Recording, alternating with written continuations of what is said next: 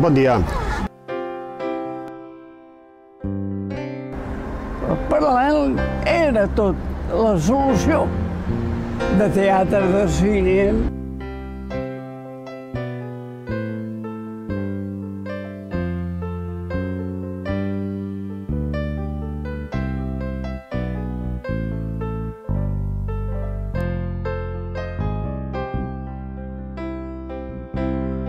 Soc un veí del barri, tota la vida d'aquest barri.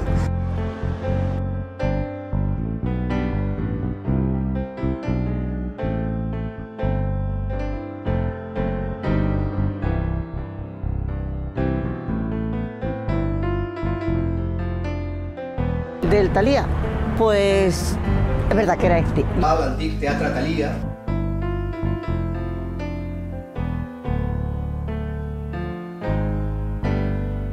Molt petit, perquè entres i sembla petit, però hi cap molta gent, i que m'agradava molt, sobretot com se diu ara, el Martínez Soria, el Paco Martínez Soria. Era molt petitet, però era molt acollidor. Jo havia vingut fa molts anys a veure el Martínez Soria. I és una pena tants anys que tenim això així, quan el Thalía era un edifici emblemàtic, un teatre emblemàtic del barri, com tots aquests que tenim pel Paral·lel. No culpem a ningú. No, de què? Per culpa d'aquest ni per culpa d'altre. Però és una vergonya que al centre de Barcelona hi hagi aquest teatre amb una situació estupenda i que estigui d'aquesta manera. Doncs estigui tan deixat anar en el barri com està en l'actualitat. És una pena. Bé, fora bo, aprofitant aquestes accions que estem desenvolupant ara, que l'Ajuntament prengués bona nota d'arribar als acords que sembla ser que ha d'arribar. El que sap greu que hagi quedat el solar aquest abandonat d'aquesta manera, que s'hi fan herbes, hi ha una figuera gran aquí, que jo una vegada vaig escriure al diari: si vol menjar figues de coll de dama, vagi al solar de Martínez Soria. Per poder fer alguna coseta aquí determinada i que això torni a ser una mica el que era. La última vez yo que estuve en el teatro vine con mi mujer por la noche y vi una revista que hacía Paco Martínez Soria, se llamaba Las Teleguapas. Dels espectacles del Thalía, Què se'n recorda? que van fer violetes i trompetes, que en Soria, en Martínez Soria, va ser un fabulós actor y una buena persona. Recuerdo de él que pues quedaba mucha vida aquí al Paralelo, tanto él como otros teatros que habían, y era pero muy bien. Ahora ya está esto más muerto, no hay nada. Mis recuerdos sobre el Thalía se remontan casi a mi niñez. Y mis recuerdos son, claro, como todos los de la niñez, son unos recuerdos felices, agradables, donde el Thalía formaba parte del punto de diversión de Barcelona, junto al Paralelo. Pues muy alegre, estaba con muchísima gente, paseando por la noche, había mucha alegría por la noche y esto. Pues que sí, que de un poco más de vida, que se está muriendo todo el Paralelo, ¿eh? Seria una gran cosa perquè tornaríem a la vida i al bullici propi del Paral·lel, que tothom recorda amb molt de carinyo y amb molta alegría. Y entonces ya yo, qué lástima que lo hayan quitado este teatro, porque a mí me gustaba, y los actores que había, el Paco Martínez Soria y todos aquellos. Y por eso pues no continúa viniendo, pero me gustaba mucho, mucho. Doncs molt bons records. Vam vindre a veure una funció l'última vegada que vam vindre, que eren com uns... se n'enreien de la Madalena Ortiz. Després ells baixaven de l'escenari quan acabaven i donaven la mà a tothom que sortia, es despedien. Va ser un record molt maco, perquè no ho he vist mai a cap teatre. I es feien totes les comèdies d'Alfonso Paso, mi criada i jo. I després a l'Arturo Fernández i la Rocío Dúrcal, que me'n recordo que sortia de dintre d'una bombonera. Bueno, va ser una obra molt maca, sí. Ja posteriorment, quan va morir el Paco Martínez Soria, va agafar l'alternativa al Paco Morán, que també va estar unes temporades molt llargues representant obres amb molt d'èxit. Y bueno, me lo pasé, pero genial con este hombre. Es la vez que más me he reído en mi vida, sobre todo con el Paco Morán. Home, era un teatre emblemàtic d'aquí també. Y me lo pasé, pero divinamente. Vivia al carrer Borrell i allà hi havia un restaurant que es deia Chachi i allà hi anaven tots els artistes a sopar i també hi anaven els vienesos. Llavors hi havia el còmic també. Hi havia la Mari Sampere, com es deia, l'Aladi i tots aquests, i també anaven sempre, passaven per allà a sopar. Jo l'he vist en teatre i cine. Era un cine, un teatre de 3 pisos. Recordo que l'últim pis a mi em costava 90 cèntims anar-hi, fa molts anys. I bé, es va anar fent teatre i cine. L'últim que recordo era, sembla que era una tal El Rojo, una vedet que va vindre aquí, i llavors hi havia un espectacle que hi havia 2 noies que es deien Mercedes, que eren 2 vedets. Crec que es deien Mercedes Monterrey i Mercedes Barranco, i l'eslògan era les 2 Mercedes más bonitas de Barcelona. I me'n recordo l'ambient que n'hi havia normalment al teatre.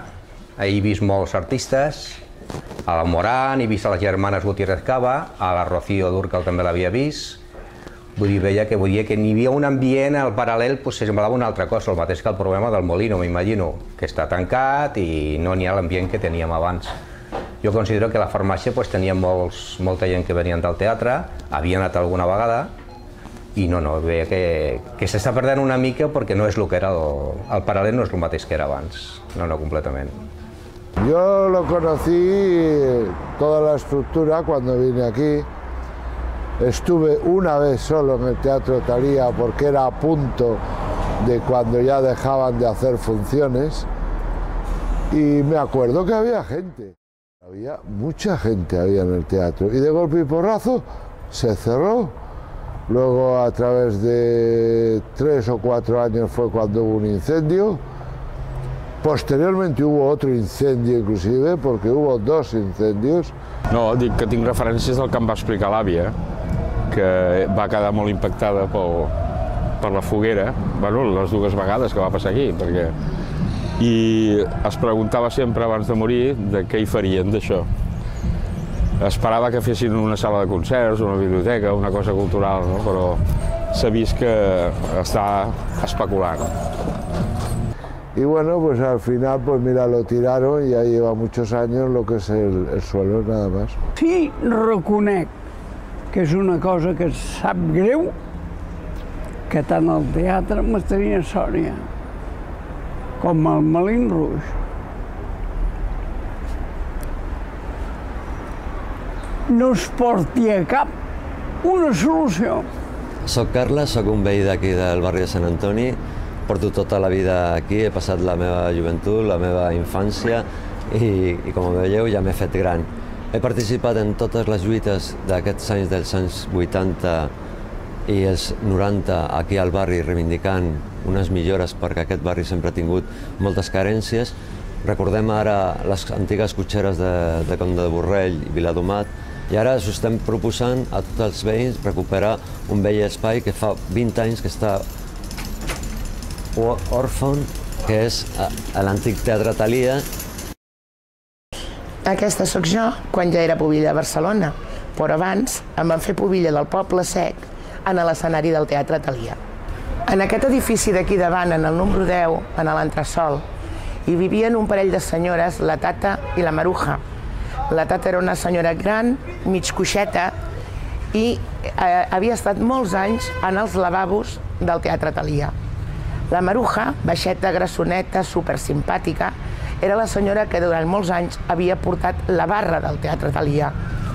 i em consta que tenien una grandíssima amistat, jo diria que fins i tot carinyo, amb en Paco Morán.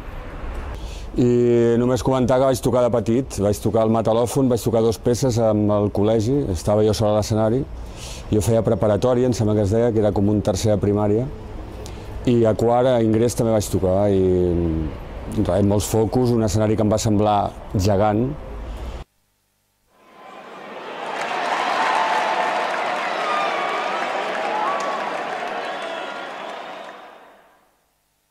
Bé, home, jo recordo que quan jo era nano, aquí al Circ Olímpia es feia, a més de circo, combats de boxeo. Se'n va fer un que va ser un gran aconteixement aquí a Barcelona, que va ser en Peiró i en Ferrer. Els dos eren del pes mig i va ser un gran èxit, va ser un llanasso increïble. Els vells aficionats al boxeo encara enronen del combat Peiró-Ferrer, que el Ferrer per fin va fer que el Peiró s'agenollés, no que caigués, però que sí que s'agenollés. Bueno, doncs jo recordo, quan era petita, de les Galeries Olímpies, que estava ubicat dintre el circa, que ens portava el meu avi, a mi i a ma germana, no? Llavors és un record molt bonic perquè no solament nosaltres, sinó se concentrava gent de tot el barri, no? Recordo que havia un ball que s'entrava pel carrer Aldana i des d'aquí a la casa meva sortia i veia el ball. I hi havia el jovent que sortia, hi havia una espècie de finestres i sortien allà a prendre l'aire i bé, havia un ball, el ball de l'Olímpia. Feien un circ de pallassos, coses així, d'animals i això, doncs no, verdaderament no. Molt pallassos, molt fer riure als nens, perquè era una època una mica dura, i penso que la sonrisa dels nanos ja era suficient per poder anar al circ. Soc filla d'un pallasso. La meva experiència del paral·lel és la que m'ha transmès el meu pare. El meu pare tinc com a referència el seu recorregut pels teatres com a espectador, com a claca, però bàsicament l'experiència que ell va viure al Circ Olímpia, que justament és el lloc on ell va agafar l'afició pels pallassos. El que explica és que des que era molt petit, amb la seva tieta, un dia el va portar al Circ Olímpia, i es va quedar tan enlluernat i tan sorprès i tan meravellat dels pallassos que després ell, que vivia a Hostafrancs, s'escapava i venia i es ficava a les cues amb les famílies que entraven i es ficava amb els altres nens per veure si es colava, cosa que aconseguia. I aleshores allà és on va aprendre de tots els pallassos, totes les paròdies, que en l'argot del circ es diuen així, paròdies i entrades de pallassos, i diu que aquí, justament, que per això és una pena que no existeixi el Circ Olímpia, han passat dels millors artistes de circ i també de pallassos, com Pompó Fitedi, els Frediani, Fratellini, els Ribels i pallassos que ja són com ramper en els teatres. I bueno, ell sempre m'explica amb molta passió i amb molta alegria tota l'experiència que va tenir des de petit aprenent totes aquestes entrades de pallassos. Sembla que era una òpera o una comèdia d'aquestes que feien... I el que era en si el principal, l'actor principal, va fer un... O sigui, cantava, però cantava molt fort, i jo com a nano li vaig fotre un crit igual que ell, i tot el teatre es va posar a aplaudir. Saps allò de nano que dius, que crida d'aquesta manera, i jo, doncs va fer el mateix. Me'n recordaré aquesta anècdota de tota la vida, de l'Olímpia. Llavors, bé, fins que va desaparèixer el Circ Olímpia, el van derribar, i durant molts anys van haver circos ambulants, van haver carpes, que es posaven al mateix lloc on hi havia el Circ Olímpia. Llavors, durant bastants anys es va fer circo en carpa, la qual recordo desagradablement que no dormíem massa fins que no acabava el circo, perquè el micròfon de l'speaker era una constant i el circ és una cosa que s'aplaudeix moltes vegades, cada numeret, cada cosa, era molt de soroll, ho recordo desagradablement a les carpes. Bé, i llavors, a la que van acabar les carpes, van començar a construir, la ronda, va desaparèixer un cafè molt maco que havia aquí a la ronda, a l'Olímpia, una sala de billars molt grans. Junt amb el circ va desaparèixer tot això. Aquest és el que recordo jo de la història del Circ Olímpia, aquest, que era el més gran d'Europa, fabulós.